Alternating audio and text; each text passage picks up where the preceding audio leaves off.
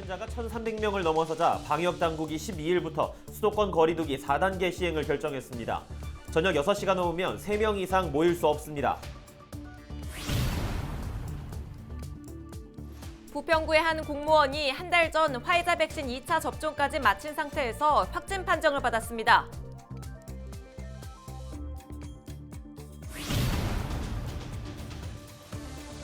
(8일) 저녁 개막한 부천 국제 판타스틱 영화제는 행사 인원과 상영관 입장 인원을 축소하며 준비한 일정을 그대로 치르기로 했습니다. 삼선 구청장 임기를 1년 남겨놓고 있는 박형우 계양구청장이 헬로 이슈 토크에 출연해 서운산단 조성과 계양산성 국가사적 지정을 가장 큰 성과로 꼽았습니다.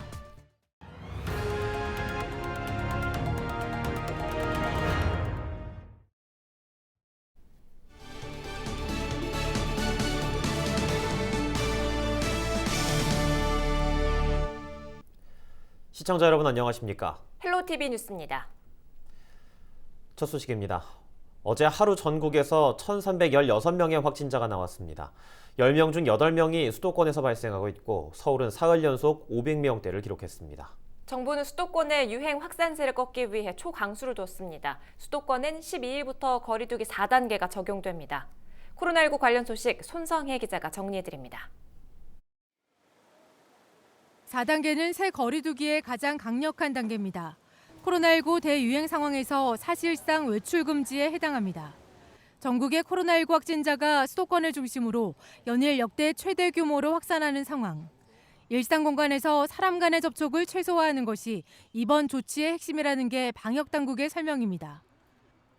수도권의 유행은 계속 커지고 있으며 델타 바이러스 검출률은 일주일 만에 3배 가까이 증가했습니다.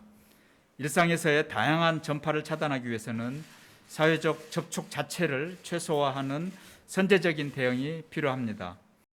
거리두기 4단계 적용 기간은 12일부터 2주간입니다. 낮에는 4명까지, 오후 6시 이후엔 2명까지만 모일 수 있습니다. 행사도 금지되고 결혼식, 장례식은 친족만 참석할 수 있습니다. 학교는 이틀간 준비 기간을 거쳐 14일부터 전면 원격 수업으로 전환됩니다. 요양시설 방문 면회도 안 됩니다. 종교활동은 비대면만 가능하고 식당이나 카페 등의 영업시간은 밤 10시까지, 클럽, 헌팅 포차, 감성주점 등 유흥시설은 집합이 금지됩니다. 이번 조치로 집합금지 등 운영 제한을 받는 업소는 96만여 곳. 정부는 소상공인과 자영업자들이 불편과 피해를 입게 됐다며 향후 손실보상법을 통해 지원할 수 있도록 하겠다고 밝혔습니다. 이번 거리두기 4단계 조치로 인해서 발생하는 손실도 손실보상법의 보상 범위에 들어가게 됩니다. 방역당국은 이번 주말부터 3명 이상 사적 모임을 자제하고 가급적 집에서 머물러 달라고 당부했습니다. 헬로티비 뉴스 손성입니다. 부평구의 한 공무원이 한 달 전 화이자 백신 2차 접종까지 마친 상태에서 확진 판정을 받았습니다. 부평구 공무원 A씨는 확진자와 접촉했다는 방역당국의 연락을 받고 검체 검사를 받았으며 8일 코로나19 확진 판정을 받았습니다. 방역당국은 부평구청 앞에 선별진료소를 설치하고 확진 공무원과 같은 층에 근무하는 직원 112명을 검사했습니다. 인천시교육청이 2학기 전면 등교를 위한 단계적 이행 방안의 일환으로 관내 학원 등에 대한 방역을 강화합니다. 시교육청은 방학 기간 학원 밀집도가 높아질 것에 대비해 집중적으로 방역을 점검합니다. 개학을 전후한 3주간은 학원 집중 방역 주간으로 운영하며 입시 컨설팅 학원 등 2,778곳을 점검할 예정입니다. 8일부터 오는 14일까지는 정부 합동 점검도 이루어집니다. 또 관내 학원과 교습소 등 학원 종사자 18,380명에 대한 선제적인 PCR 전수 검사도 주기적으로 실시합니다. 시교육청은 인천시 학원 종사자에 대한 코로나19 백신 접종을 요청한 뒤 백신 접종 대상자를 파악하고 있습니다. 제23회 부천 국제 판타스틱 영화제의 개막을 선언합니다.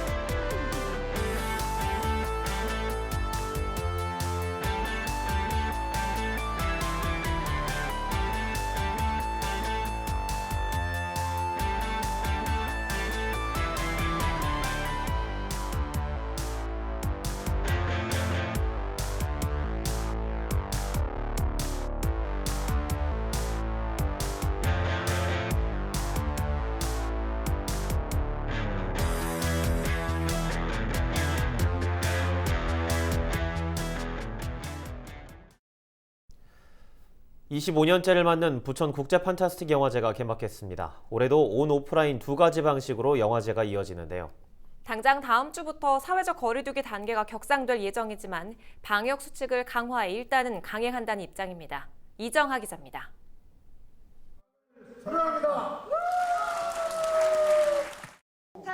부천 국제 판타스틱 영화제의 막이 올랐습니다.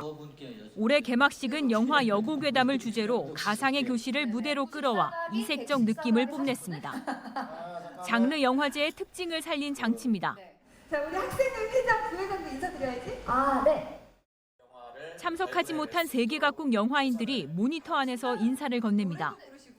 지난 5월 세상을 떠난 여고괴담 시리즈 제작자 고 이춘현 대표가 영상으로 등장해 추모 분위기를 더하고 정말 너무 누구 많았고 장덕천 부천시장과 신철 집행위원장이 공연 무대의 주인공으로 관객 앞에 섰습니다.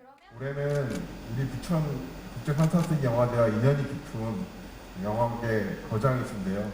이춘현 대표님을 기리자는 뜻에서 여고괴담을 테마로 이렇게 잘 만들어줘서 더욱 뜻깊다고 생각합니다.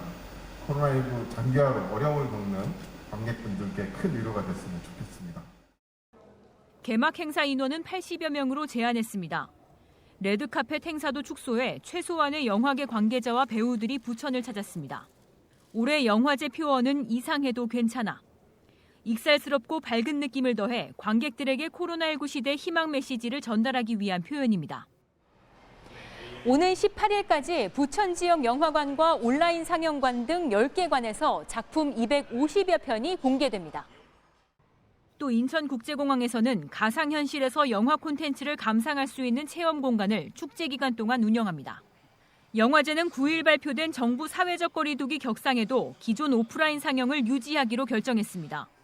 다만 밤 10시까지로 상영 시간을 앞당기고 좌석수의 30% 정도만 운영해 거리두기를 지킨다는 계획입니다. 관객과의 대화나 대면 무대 인사도 일부만 온라인으로 전환했습니다. 온라인 상영과 오프라인 영화 상영은 그대로 현행으로 유지가 되고요. 다만 이제 10시 이후에는 영화 상영이라든가 TV라든가 이런 것들을 전면 이제 취소를 시켰고요. 극장 안에서 관객들의 거리두기 유지라든가 이런 것들도 4단계에서 전혀 무리가 없게끔 이미 그 조치를 취해놓은 상태였습니다. 또다시 코로나19 재유행이라는 악조건 속에서도 예정대로 일정을 강행하기로 한 비판의 흥행 여부에 관심이 쏠리고 있습니다. 헬로티비 뉴스 이정하입니다. 박형우 계양구청장은 지난 2010년 구청장 당선 이후 11년째 계양구청을 이끌고 있습니다. 그 덕에 장기적인 사업도 꾸준히 추진할 수 있었는데요. 박 구청장은 임기 11년간의 가장 큰 성과로 서운산업단지 조성과 계양산성 국가사적 지정을 꼽았습니다. 김진재 기자입니다. 박형우 계양구청장은 지난 11년 임기 중 가장 큰 성과로 서운산업단지 조성과 계양산성 국가사적 지정을 꼽았습니다. 지난 2010년 기준 계양구의 전입 대비 전출 인구는 1,564명으로 인구 감소가 두드러졌습니다. 특히 지역 내 산업단지가 없다 보니 계양구는 전형적인 배드타운이라는 오명을 받았습니다. 이 때문에 박 구청장은 임기 첫 해 52만 5천여 제곱미터 규모의 서운 산업단지 조성 계획을 발표한 뒤 10년 만인 지난 2019년 사업을 준공했습니다. 계양구는 서운 산업단지에 더해 계양 산업단지와 계양 테크노밸리까지 조성되면 계양구가 자족도시의 위상을 갖출 것으로 기대하고 있습니다. 계양 3기 신도시와 또 서운산업단지, 계양산업단지를 기점으로 해서 사실 일자리가 없었던 도시입니다. 네. 그래서 일자리를 찾아서 떠나는 도시였었는데 이제는 일자리를 찾아서 찾아오는 그런 도시로 변모해가지 않나. 계양산성 국가사적 지정도 박 구청장의 성과 중 하나입니다. 박 구청장이 문화재청에 자필 편지를 보내는 등 10년 동안 국가사적 지정을 추진한 끝에 지난해 5월 계양산성은 국가사적 제556호로 지정됐습니다. 계양산성과 연계해 지난해 5월에는 전국 최초의 산성 전문 박물관인 계양산성 박물관을 개관하기도 했습니다. 계양산성 종합정비계획을 수립한 계양구는 성벽을 보수하고 체험 프로그램을 마련하는 등 오는 2035년까지 계양산성을 지역민의 문화, 휴식 공간으로 조성할 계획입니다. 국가사적으로 지정받는데 10년 지나는 시간이 필요했었는데요. 참 어려웠던 것 같습니다. 그렇지만 우리 계양에 있는 문화재 위상이라든가 또 그 가치를 인정받았다는 것에 대해서 아주 고무적으로 생각을 하고요. 잘 준비해서 후임구청장이 잘 복원할 수 있도록 준비하겠다는 말씀을 드리고요. 임기 11년을 맞은 박형우 계양구청장의 소회와 계획은 오는 12일 방영되는 헬로 이슈 토크에서 확인할 수 있습니다. 헬로티비 뉴스 김진재입니다.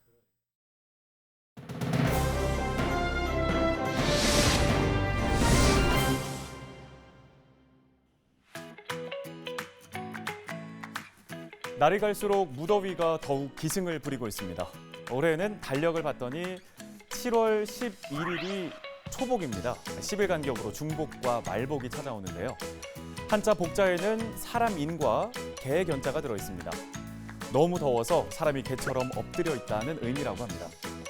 해마다 이맘때 우리는 보양식을 먹으며 건강을 챙기곤 했는데요. 중국 진나라 덕공 2년 해충 피해를 막기 위해서 개를 잡아 제사를 지낸 게 복날의 시초라고 알려져 있습니다. 그런데 최근에 한 음식 배달 앱에서 개고기 논란이 일면서 관심을 끌었는데요.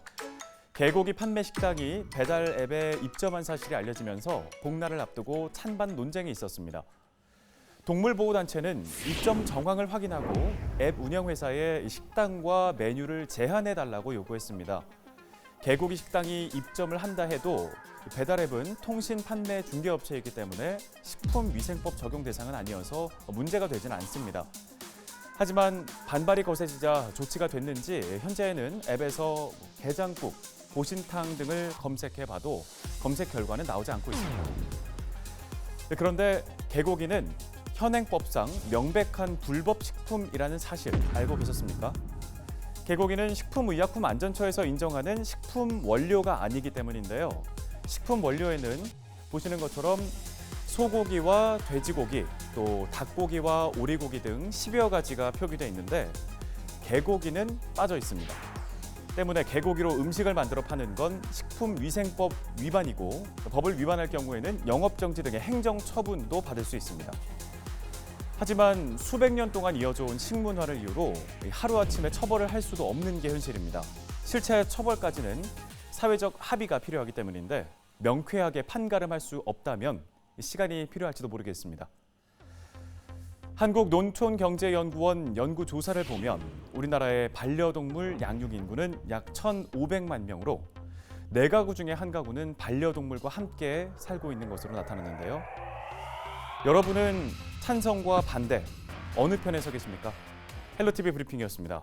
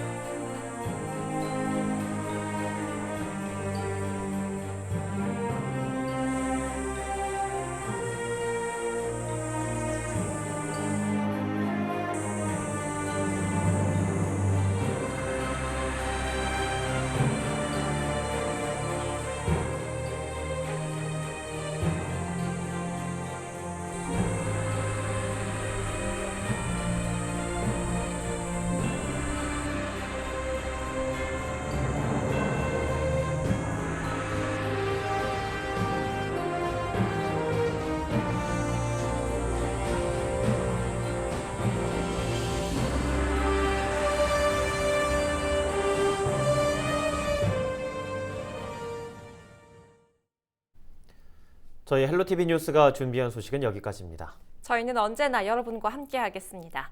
시청해주신 여러분 고맙습니다.